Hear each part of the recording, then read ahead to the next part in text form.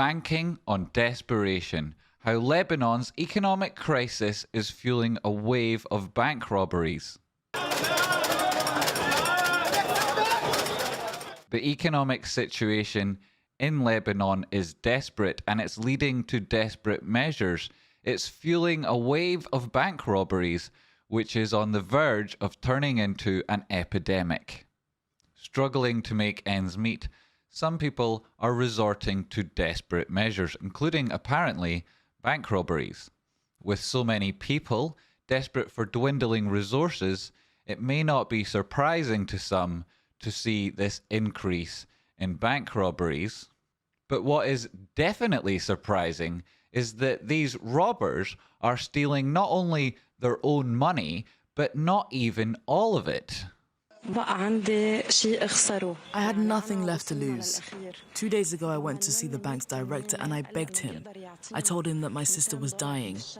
He told me that he could give me $200. That's not even the price of a daily injection for my sister. I was at a point where I was going to sell my kidney just so she could get better. 5 banks turned over in one day has prompted authorities to shut all branches across the entire country to stem this rising tide.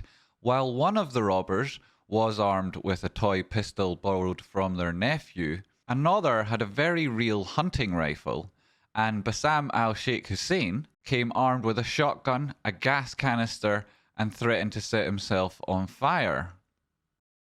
Hussein's wife was outside Miriam, and she said he did what he had to do. And the most surprising thing of all is that these perpetrators are stealing their own money only, and often less than is listed in their accounts. Hussein, for example, had $210,000 in savings, but only wanted $35,000 to pay for his father's medical bills. Sali Hafez wanted $13,000 of her $30,000 in savings to pay for her sister's urgent cancer care. In many cases, these robbers, aka depositors, are achieving some measure of success.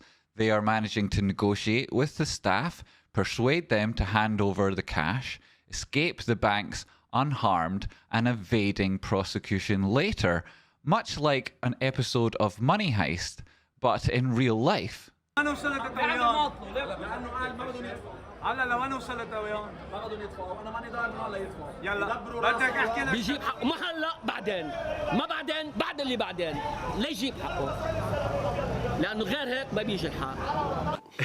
With public sympathy on the side of the robbers and law enforcement acting leniently, it seems like the authorities have little they can do to stem this real-life retro crime spree from spreading further. Lebanon and its 6 million people live at the crossroads of the Mediterranean basin and the Arabian hinterland, but also at the crossroads of a very unstable region, which explains in part why it's classed as a developing nation by the UN, despite being one of the founding members of that organization, having a globally renowned culture and having hosted civilization for 7,000 years. Despite their globally renowned culture outdating prehistory, since 2019, Lebanon has faced a serious economic disaster. With a liquidity crisis, an ongoing political paralysis, and a dramatic slide in the value of the Lebanese pound, 3/4 of all Lebanese have slipped into poverty. And the country is still reeling from the 2020 Lebanese port explosion, which was one of the biggest non-nuclear explosions in human history, which occurred in the busy capital of Beirut, leaving hundreds dead, several thousand injured, hundreds of thousands homeless, and billions of dollars lost. With no end in sight for the economic crisis and people's savings dwindling, it seems that more and more people are resorting to crime. It remains to be seen, however, how long this wave of bank robberies can continue. So far, these robbers seem to be one step ahead, but this is not the perfect solution. These institutions operate with fractional reserves and central clearing facilities, so this is not going to be a solution for everybody. Whether it's due to economic desperation or simply a lack of security at the banks, Lebanon's bank robbery epidemic shows no signs of slowing down. So far, the robbers have garnered public sympathy, and they are managing to organize a partly violent resistance against their banking system. These bank heists are a growing sign of chaos and are happening in the midst of a historic economic meltdown. Protest group Depositors Outcry told a news conference that there would likely be more break-ins. This is a battle to liberate deposits. The Depositors Outcry Association media coordinator Musa Agassi stated in an interview with the NNA, or National News Agency in Lebanon, after the operation carried out in cooperation and coordination with the Depositors Outcry Association, the Depositors Intifada against Lebanese banks began today, 3 years after seizing depositors' money. 9 banks were stormed today, and the operation is underway on 5 other banks. Agassi added that the Depositors Outcry Association does not acknowledge any negotiations it's not part of, and it will attack the homes of bank owners if the banks close.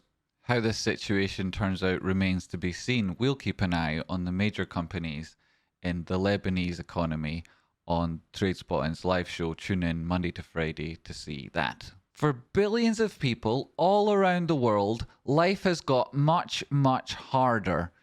Human development, for the first time in history, has declined. New threats cause our futures to become unclear and us to distrust each other. Problems that bring conflict and division to peaceful people. This world is your world. You know the problems you live with, but many feel too paralyzed to act. I am here to push for your empowerment. To break this inertia, we must understand the global economic fight, alongside the parallel crisis in mental health, which disproportionately affects those affected by poverty. We must stand resilient against those who would use issues to divide and conquer us. We live in a post-fact universe, and this makes our cause all that much harder. But this ambiguity also pushes us to rethink and broaden our horizon, and to make what was impossible for us easy for those who follow after.